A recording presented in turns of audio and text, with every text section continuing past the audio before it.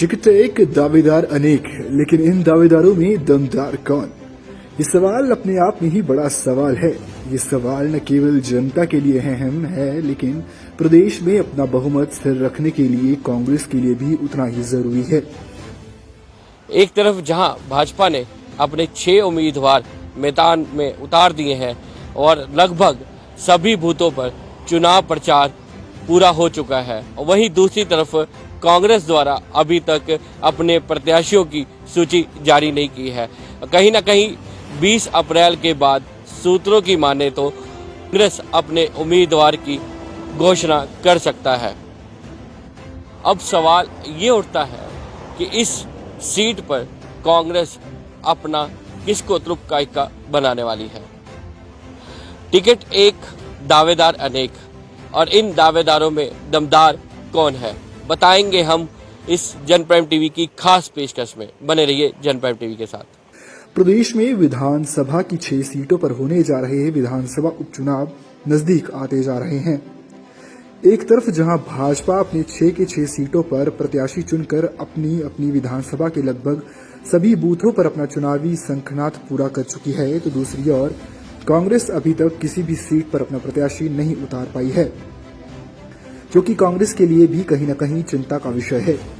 एक समय पर प्रचंड बहुमत से बनी कांग्रेस सरकार मात्र 1.5 वर्षों में ही ऐसी स्थिति पर पहुंच गई है कि अब कांग्रेस के लिए विधानसभा की 6 सीटों पर होने जा रहे उपचुनावों में विजय पाना अब काफी अहम हो गया है।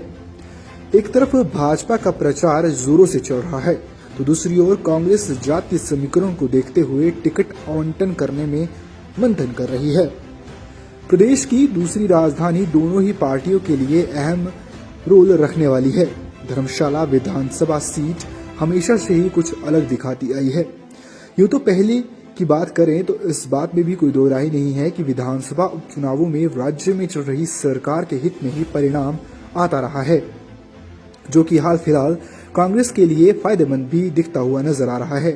पर दूसरी ओर कांग्रेस की राहें धर्मशाला में इतनी भी आसान नहीं होने वाली, इस बात में भी कोई दो राय नहीं है। पिछले चुनावों के विजेता रहे सुधीर शर्मा अब भाजपा की ओर से रण में उतरे हैं, जिन्हें हराना कांग्रेस के लिए आसान तो हरगिज नहीं रहने वाला। दूसरी ओर जीत पाने के लिए धर्मशाला से किस चेहरे पर दांव खेला जाए, ये बात भी कांग्रेस के लिए चिंता का विषय है। यूं तो कांग्रेस के पास धर्मशाला विधानसभा सीट से कई नाम हैं, जिनमें से किसी एक को सीट मिलने ही वाली है।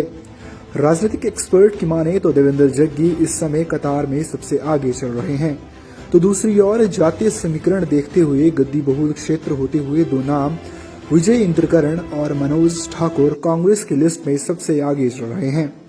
वहीं कांग्रेस की ओर से संजीव गांधी भी पार्टी के पास नया चेहरा मौजूद है।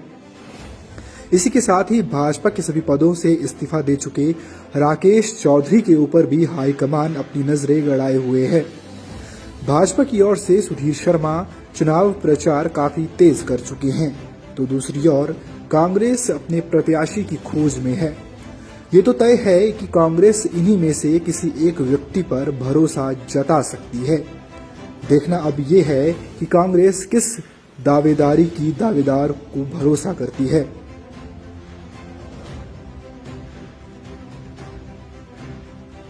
देवेंद्र सिंह, जनप्राइम टीवी।